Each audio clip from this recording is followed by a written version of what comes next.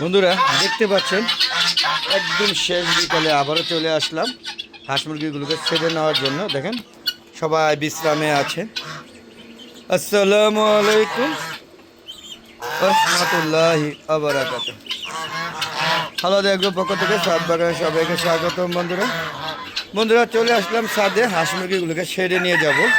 তো নিয়ে যাওয়ার আগে একটা ভিডিও দিচ্ছি, প্রতিদিনের মতো আজও ভিডিও নিয়ে হাজির হব। তো বন্ধুরা ছাদে সবাই হাঁস মুরগি পালন করবেন যদি ছাদটা খালি থাকে, আর যদি আপনারা ছাদ বাগান করেন তারপরেও কিন্তু ইচ্ছা করলে আপনারা ছাদে মুরগি পালতে পারেন। দেখেন দেখেন দেখেন দেখেন দেখেন দেখেন দেখেন অবস্থা দেখেন। এদিকে একটু খেলা দেন।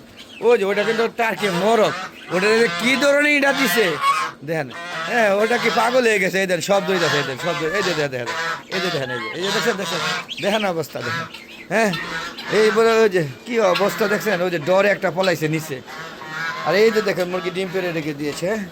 এই দেখেন একটা ডিম পেয়েছি, আপনারা দেখতে পাচ্ছেন একটা ডিম পাইছি, আরও ডিম হয়তো নিচে থাকতে পারে, যদিও মুরগি কমাই দেন।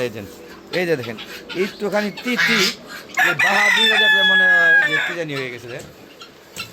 এই যে হ্যাঁ দেখছেন আপনারা, এই মুরগিটা একটু অসুস্থ মনে হচ্ছে, দেখি তো ওর চোখটা।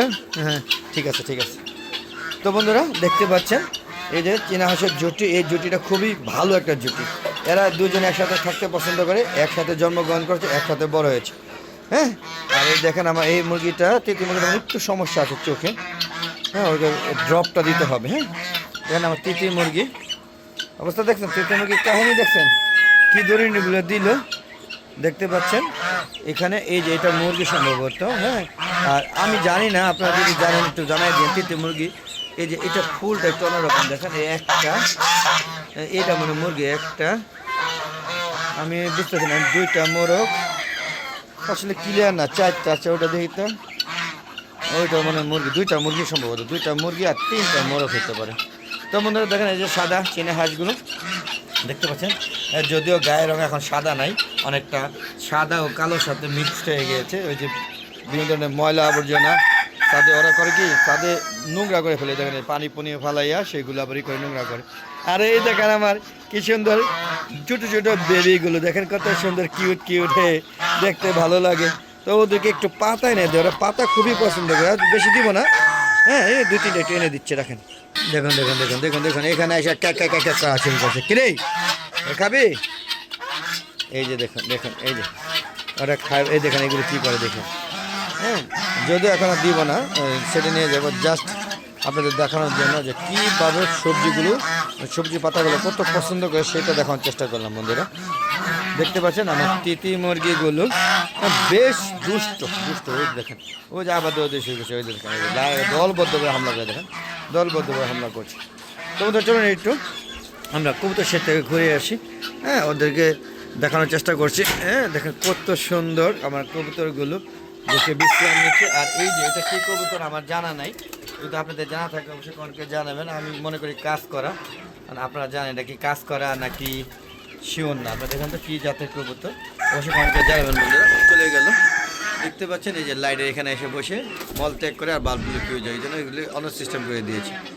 তো বন্ধুরা দেখতে পেলেন আর সিল্কি মুরগিগুলোকে নিয়ে গেছি ওই সাইডে।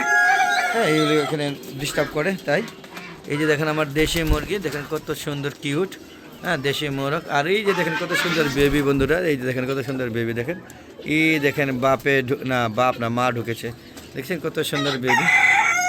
তো বন্ধুরা কবুতরগুলো দেখানোর চেষ্টা করলাম, এখানে বেরিয়ে যাব। দেখেন কত সুন্দর কবুতর আমার, প্রত্যেকটা খুপে ডিম ও বাচ্চা আছে, ওরা প্রচুর ডিম বাচ্চা করে। হ্যাঁ দেখতে পাচ্ছেন